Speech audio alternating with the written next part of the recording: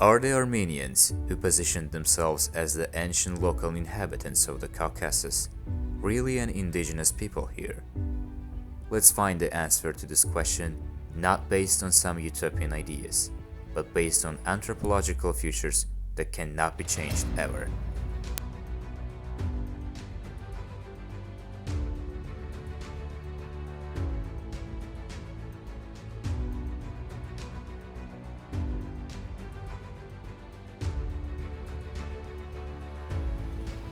Based on paleoanthropological findings from Azerbaijan and present-day Armenia, as well as present-day eastern Georgia, it's possible to observe that the Caspian-type population predominated in the South Caucasus, and it's separated to the Caucasian and Central Asian types as a result of the transformation.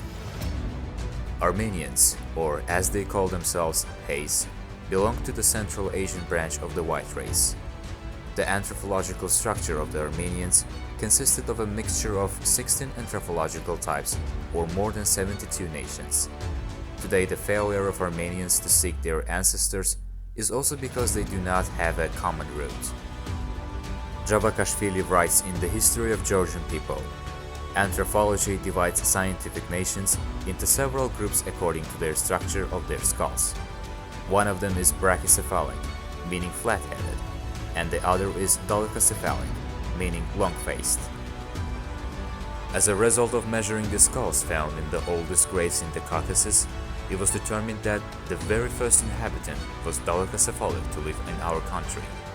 Professor Virkov noted that Armenians had nothing to do with the oldest population of the Caucasus. Abudashvili considers using the term Central Asian race more appropriate. In reality, the fact of Armenians calling themselves Hay, settling in Armenia after coming to Caucasus, and later being called Armenians by their neighbors gives us grounds to agree with Abudashvili.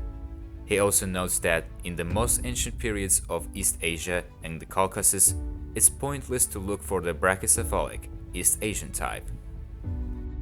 Debek writes, I came to the conclusion that not every brachycephalic structure found in the Caucasus can be considered Armenoid. According to many indicators, the Armenian race is close to the Mediterranean race, says Oshanen. Only the skull structure allows us to identify the most ancient people of the Caucasus. Paleoanthropological research shows that the Caucasus had mostly the dolichocephalic population, and brachycephaly appeared later. Some historians, who paid special attention to the antiquity of the Armenians, tried to connect the origin of the Armenians with the Caucasian migrations, based on broad paleoanthropological findings. However, the fact that the skulls found in the south of Georgia corresponded to the Caspian type, in terms of their size, refuted the assumption of those historians.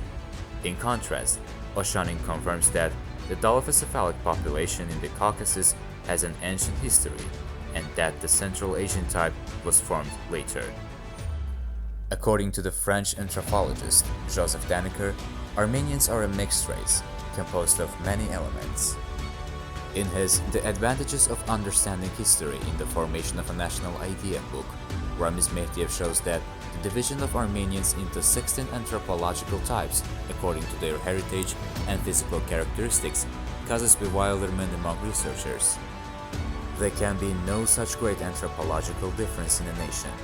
The division of the Hay language into 11 groups and 44 dialects also gives reason to say that the Armenian people is a union of different tribes. There are about 20 haplogroups in Armenia.